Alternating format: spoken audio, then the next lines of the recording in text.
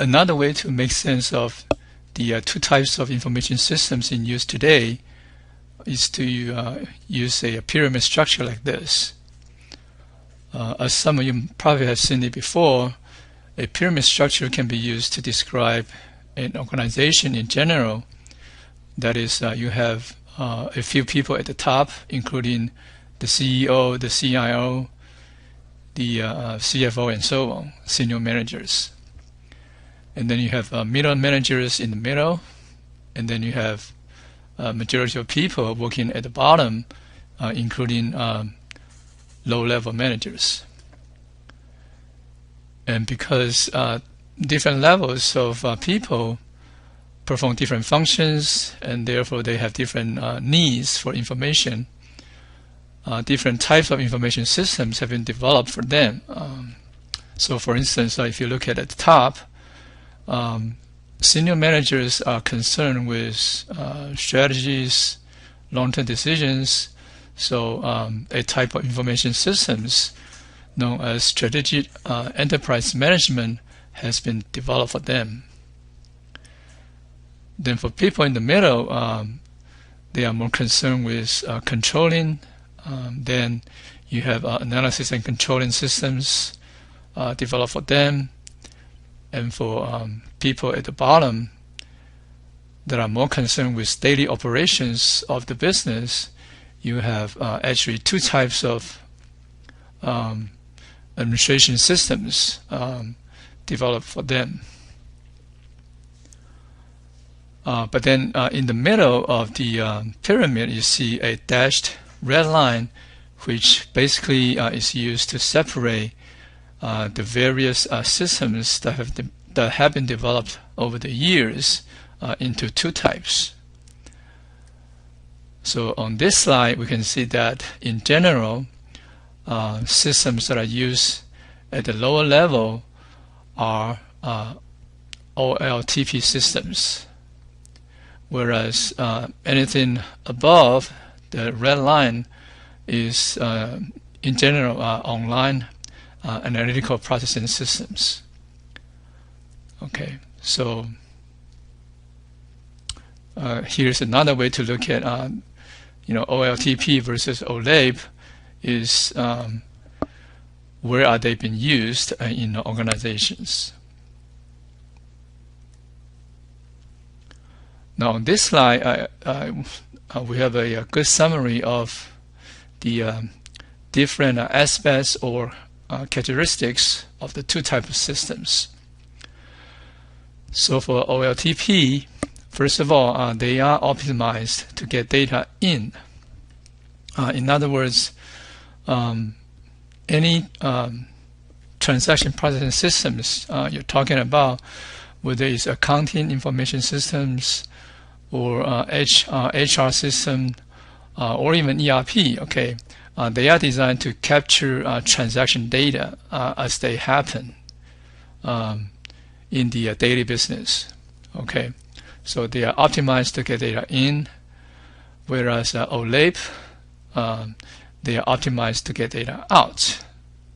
So they are designed to get data out of the OLAP system so that they can be used to support decision making by managers.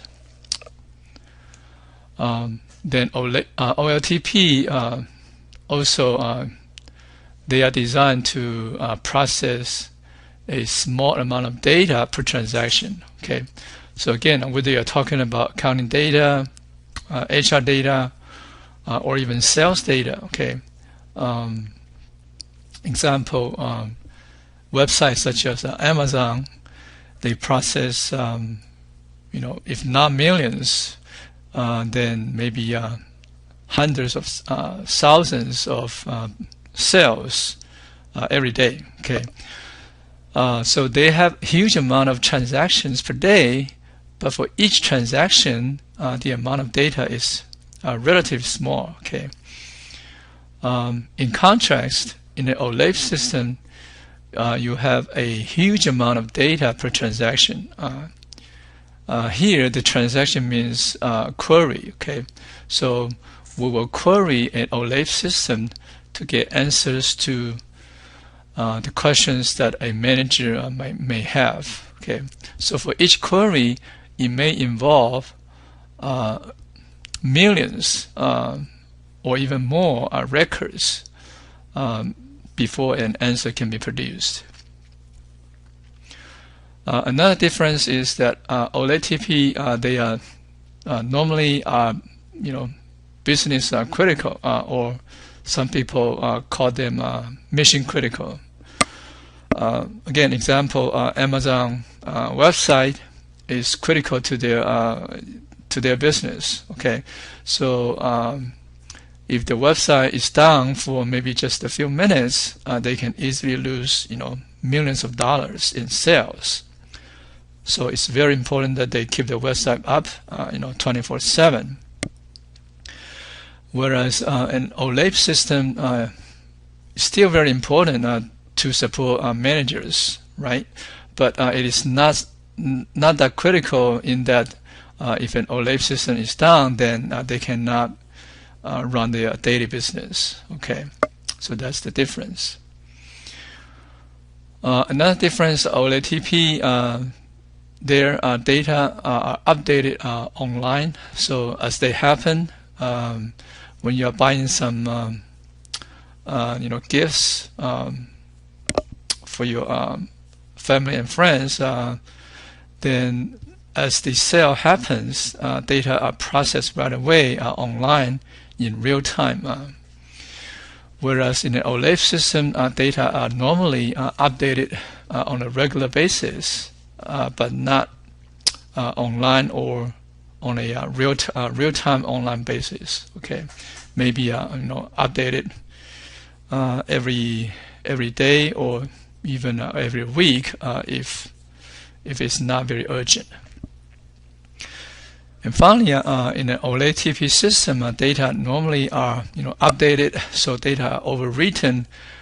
When you have new data coming in, old data are being overwritten, which is generally not true in an OLAP system. In an OLAP system, data are normally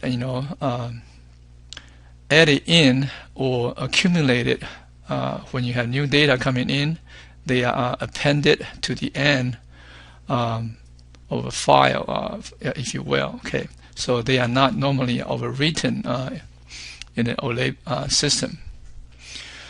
And also, data are time dependent. In other words, there's a time aspect in an OLAP system, which we'll talk more about in the future. Right, here's another review question for you for this section.